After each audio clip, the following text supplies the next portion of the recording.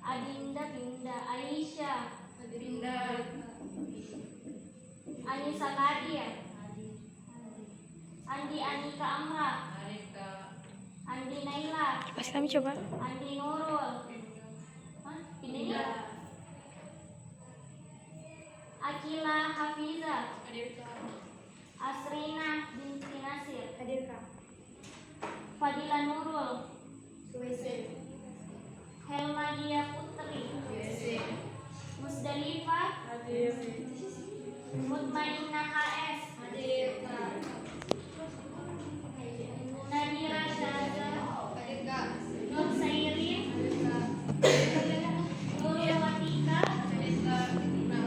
Nur Wafia, Restia Maria,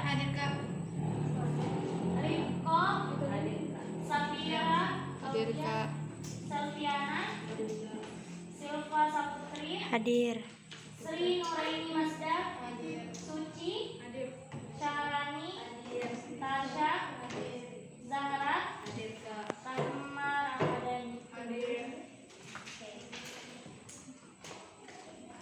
Hadir semua. Sebelumnya apa kabar? Alhamdulillah. Oke, hari ini kita belajar mengenai larutan penyangga atau buffer atau dapar yang merupakan lanjutan dari pembelajaran kita mengenai hidrolisis garam. Nah, sebelumnya ada yang pernah mendengarkan larutan penyangga? Ada. Atau pernah mendengarkan kata buffer? Tidak. Bukan buffer, buffer. Butter. Buffer.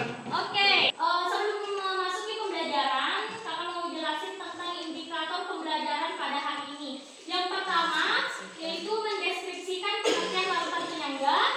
Jadi, memahami apa sih pengertian dari larutan penyangga. Yang kedua, mengenai jenis-jenis larutan penyangga. Yang ketiga, menyebutkan peranan larutan penyangga dalam tubuh makhluk hidup dan bidang industri. Dan yang keempat, menyebutkan penerapan larutan penyangga dalam darah. Jadi ini 4 poin yang akan kita pelajari pada hari ini. Nah, untuk yang ini nanti akan dipelajari di pertemuan selanjutnya. Nah, terus ini merupakan gambar salah satu contoh dari larutan penyangga. Nah, pengertian larutan penyangga bisa kita lihat bahwa larutan penyangga merupakan larutan yang dapat mempertahankan pH agar tetap konstan atau stabil terhadap pengaruh pengenceran atau penambahan sedikit asam atau basa. Jadi, misalnya ada suatu larutan yang pH-nya 7, atau 6,5. Nah, ketika ditambahkan larutan penyangga, maka pH-nya tetap 7 atau tetap konstan. Mengerti? Jadi pH-nya tetap. Jadi guna dari larutan penyangga itu untuk mempertahankan nilai si pH-nya. Ngerti? Nah, tapi di sini yang perlu digarisbawahi bahwa dapat mempertahankan pH agar tetap konstan terhadap pengaruh pengenceran, penambahan sedikit asam atau basa. Ada yang tahu maksud dari pengenceran apa? Jadi pengenceran itu misalnya suatu larutan kita tambahkan air, maka itulah yang dimaksud dengan pengenceran. Jadi ditambahkan air. Nah, sedangkan kalau penambahan sedikit asam atau basa berarti suatu larutan kita tambahkan sedikit larutan asam atau sedikit larutan Basa. Sampai sini paham? Paham. Nah, selanjutnya konsep mengenai penambahan sedikit asam atau basa atau pengenceran. Maksudnya apa? Jadi ketika misalnya kita menambahkan suatu larutan, kita tambahkan air atau larutan asam atau larutan basa. Ketika kita tambahkan, nah sebenarnya bisa jadi ada perubahan, namun perubahan pH-nya itu sedikit. Jadi misalnya pH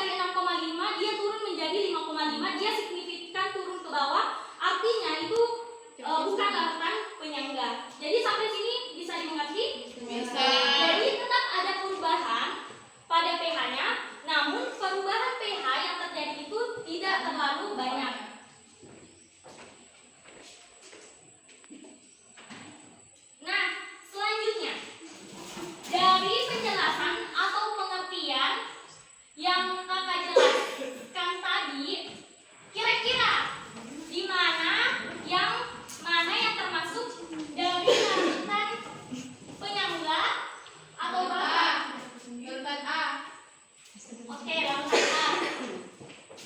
Belum B.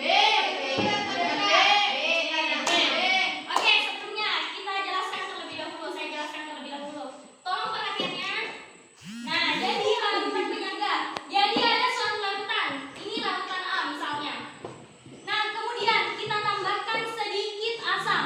Jadi larutan A ini dia pH awalnya 3. Nah, kita tambahkan sedikit asam ternyata berubah menjadi pH-nya 1. Nah, terus kita tambahkan sedikit basa. Ternyata pH-nya 5,5. Sedangkan kita tambahkan sedikit air, dia tetap pH-nya 3 karena kan air itu netral. Nah, terus di larutan B, kita lihat pH awalnya ada 5, kemudian kita tambahkan sedikit asam, ternyata ada perubahan pH 4,9. Terus kita tambahkan sedikit basa, ternyata ada perubahan pH-nya 5,1, dan kita tambahkan sedikit air, pH-nya tetap. Jadi kira-kira dari pengertian kenapa?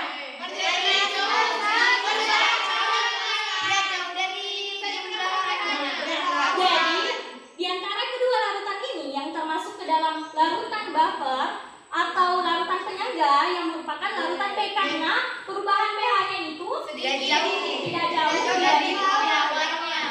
sedangkan yang ini Jauh. nah berarti dia bukan termasuk larutan Penyangga. Oke, sampai sini bisa dimengerti? Nah, selanjutnya yang harus kita ketahui, ada 2 komponen penting yang terdapat dari larutan penyangga atau buffer. Yang pertama, asam akan berperan jika ada upaya menaikkan pH. Yang kedua, basa akan berperan jika ada upaya untuk menurunkan pH. Dan yang terakhir, asam basa ini merupakan pasangan asam basa konjugasi. Jadi, perlu kita ketahui bahwa misalnya larutan penyangga itu terdapat misalnya asam lemah dan juga basa konjugasi. Terus misalnya basa lemah dan juga asam konjugasi. Nah, jadi ada 2 komponen penting yang terdapat dari larutan penyangga.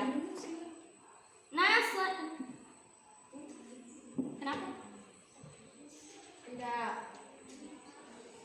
Nah, selanjutnya jenis larutan penyangga.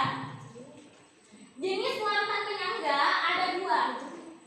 Yang pertama, larutan penyangga asam mengandung asam lemah dan basa konjugasi. Jadi yang perlu diketahui yang pertama, larutan penyangga asam dia mengandung asam lemah dan juga basa konjugasi.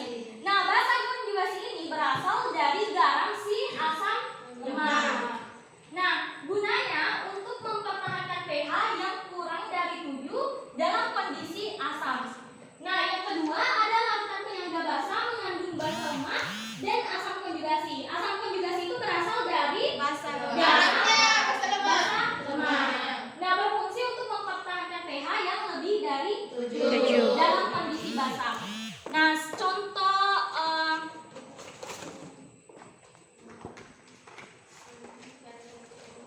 ya, nah.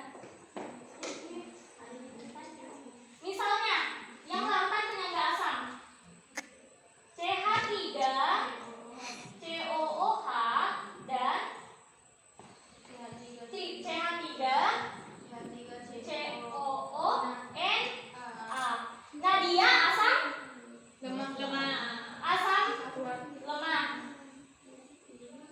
dan basa konjugasi. Dia merupakan basa konjugasi yang berasal dari garam asam lemah. garam si asam lemah CH3COOH. Nah, ini kan CH3COO. CH3COO. CH3COO, CH3COO dia berasal garam yang berasal dari si asam lemah. Nah, contohnya lagi H2CO3 dan NaHCO3. Dia garam asam lemah, H2CO3 asam lemah. Basa konjugasi. Berarti ini basa konjugasi yang berasal dari Asam lemah, garam si asam lemah. Selanjutnya, contohnya yang kedua, larutan penyangga basa yang mengandung basa lemah dan asam konjugasi. Contohnya dari asam basamah. NH3 ya bisa. NH3 dan NH4Cl. Kita ambil contoh garam itu NH4Cl. Dia merupakan basa lemah. Asam garam. Berarti yang merupakan garam Dari basa lemah. Sampai sini mengerti? Mengerti. Nah, selanjutnya contoh penerapan larutan penyangga dalam kehidupan sehari-hari. Ada yang tahu? Obat tetes mata. Nah, betul. Itu salah satu contohnya. Penggunaan obat tetes mata. Nah, selanjutnya, kalau misalnya dalam tubuh kita, jadi dalam tubuh kita mengandung plasma darah. Nah, plasma darah, jadi larutan penyangga itu, larutan penyangga darah harus dalam keadaan normal. Artinya seperti ini, darah kita memiliki pH yang antara 7,35 sampai dengan 7,45. Jadi darah kita mengandung pH 7,35 sampai dengan 7,45. Nah, kira-kira apa yang akan terjadi ketika ternyata darah kita kurang dari 7,35 atau lebih dari 7,45? Ada yang tahu? Apa yang akan terjadi? Nah, jadi yang akan terjadi yang pertama, kalau misalnya pH-nya lebih dari 7,45, yang akan terjadi adalah alkoholisasi. Alkalosis ini akan mengakibatkan hiperventilasi atau bernafas berlebihan dan juga muntah yang hebat. Sedangkan ketika pH-nya kurang dari 7,35, yang akan terjadi asidosis. Nah, di mana jantung, ginjal, hati dan juga pencernaan kita akan terganggu. Nah, contohnya apa yang alkalosis? Contohnya itu misalnya Alkohol. mendaki Rama. di gunung. Rama. Nah, pasti ketika mendaki jadi bernafasnya lebih cepat karena oksigen yang terdapat di gunung itu sedikit dibandingkan yang di dalam kita.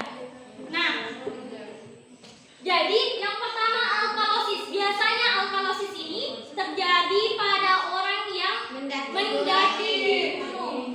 Jadi pH darahnya akan meningkat. Sedangkan jadi kan oksigen yang terdapat di gunung itu sedikit, sehingga membuat para pendaki harus bernapas lebih cepat. Nah, ketika kita bernapas lebih cepat, maka karbon dioksida akan keluar lebih banyak dan karbon dioksida itu akan bereaksi dengan air. Seperti itu. Nah, selanjutnya asidosis. Nah, asidosis ini biasanya terjadi pada orang Dari maraton. Nah, dia kebalikannya, pH darahnya menurun, kemudian metabolisme dalam tubuh akan meningkat karena sesuatu yang berlebihan tidak baik dan Keringat. menghasilkan ion bikarbonat dan penyakit jantung, diabetes, diare dan lain sebagainya. Nah, jadi untuk menghindari yang namanya alkalosis dan asidosis, harus ada 3 larutan penyangga penting yang ada dalam darah kita. Yang pertama, larutan penyangga karbonat. Terus yang kedua, penyangga hemoglobin. Yang ketiga, penyangga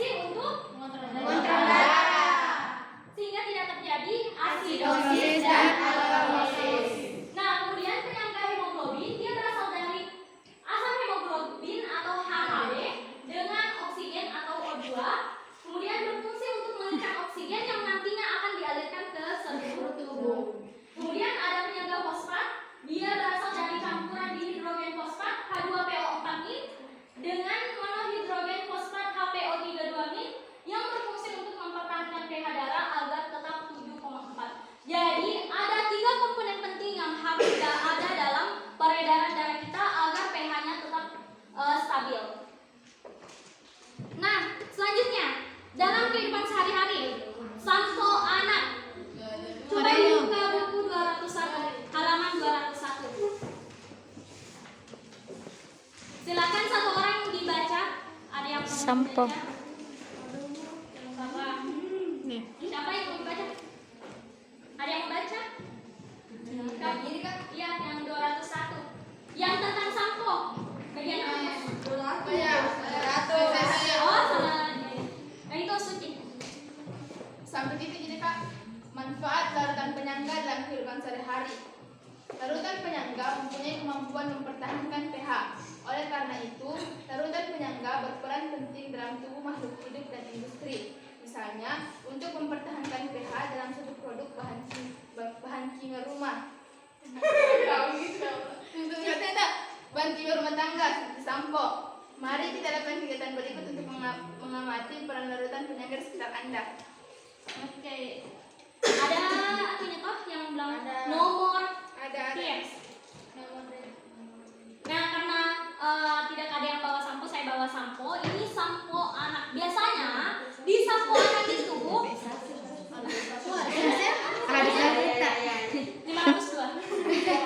Jadi biasanya di sampo anak itu terdapat tulisan nomor tips. Nomor tips. Coba ada yang baca. Silakan lihat ada nomor tips.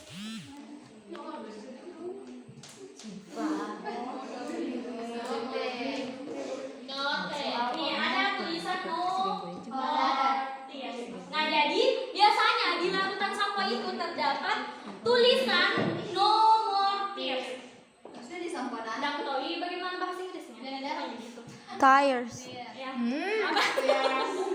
Nah, artinya apa? Tidak ada Nomor tips. Tidak ada air mata. Tidak ada air mata. No more tears. Oh. Kenapa? Kenapa? Ada yang pernah menggunakan sampo anak bayi pada saat sudah dewasa? Pasti samponya tidak Kenapa?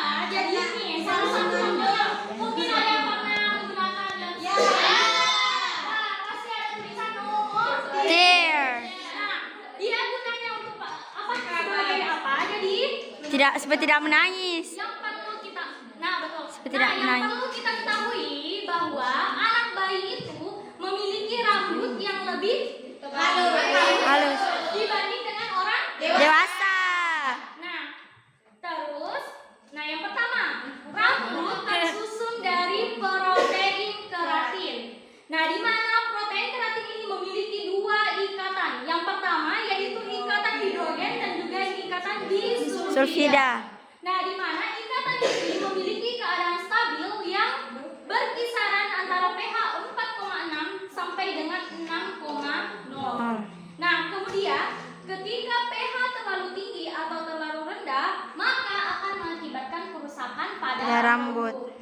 Nah, dan yang kita ketahui bahwa anak bayi itu memiliki rambut yang lebih Halus. dibandingkan dengan orang Dewasa. Dan yang perlu kita ketahui bahwa anak bayi itu memiliki kelenjar minyak dan juga kelenjar keringat dan juga minyak pada kepala bayi yang belum berfungsi secara normal atau secara sempurna. Nah, sehingga sampo pada anak bayi itu harus memiliki larutan penyangga. Harus memiliki penyangga yang dapat mempertahankan pH-nya sekitar 4,6 sampai dengan 6,0. Nah, terus sehingga tulisan nomor tips itu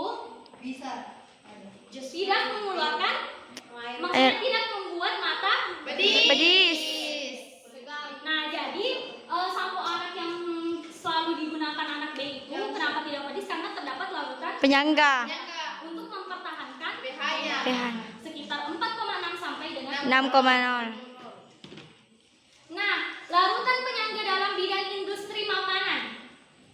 Contohnya kecap, saus, dan juga Minuman ringan. Minuman ringan.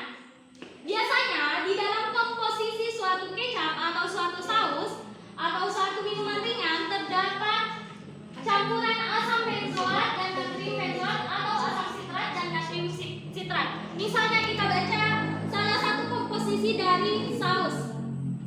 Coba ada bacanya. Ada. benzoat. Natrium benzoat. Zoat. Dia sebagai pengawet di saus. Coba yang kecap. Coba baca. Bisa bacakan. Ada kayak natrium benzoat atau Benzoat. mengandung pengawet natrium benzoat. Oke, nah sama berarti saus dan juga kecap sama-sama memiliki Natrium benzoat. dia gunanya sama untuk mengawetkan Makanan. makanan.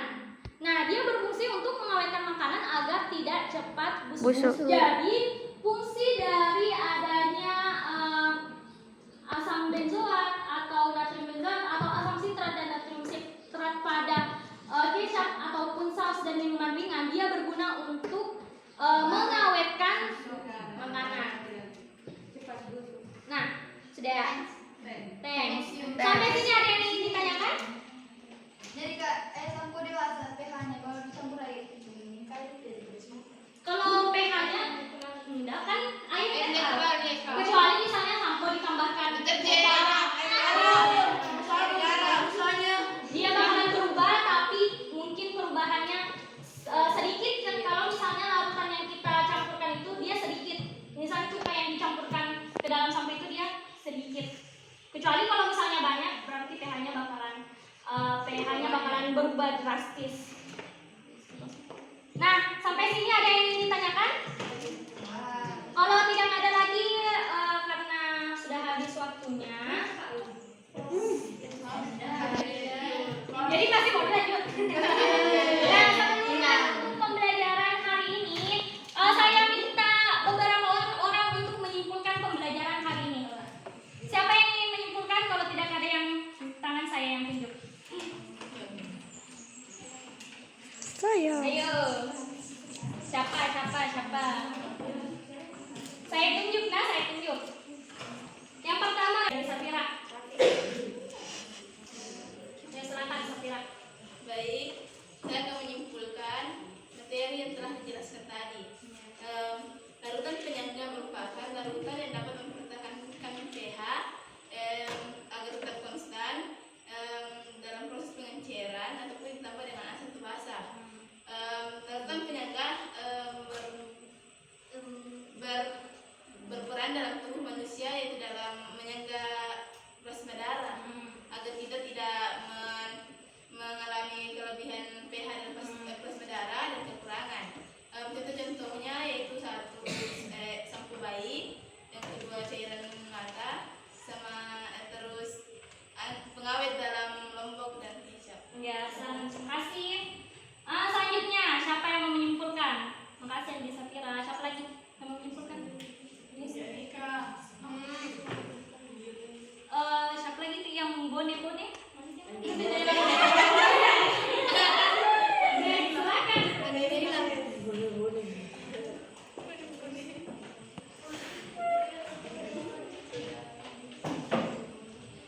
Ya, kesimpulan dari yang tadi kakak sampaikan yaitu larutan penyangga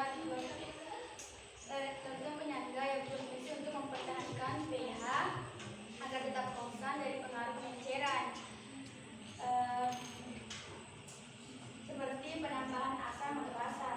Contoh dari larutan penyangga yaitu cairan estetis mata dan pengawet makanan. Contoh pengawet makanan natrium benzoat dan asam benzoat. Oke, makasih. Selanjutnya ada yang mau menambahkan? Tadi kalau Andi Safira kan itu menjelaskan tentang contoh-contohnya. Terus tadi kalau yang Aneh. Nah, kalau Aneh dia menambahkan natrium benzoat dan asam sitrat. Nah, ada lagi yang ingin menambahkan? Kalau tidak ada saya ingin bertanya.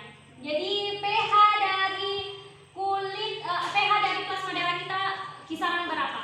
7,35 sampai 7,45. Kalau pH yang terdapat pada ikatan hidrogen dan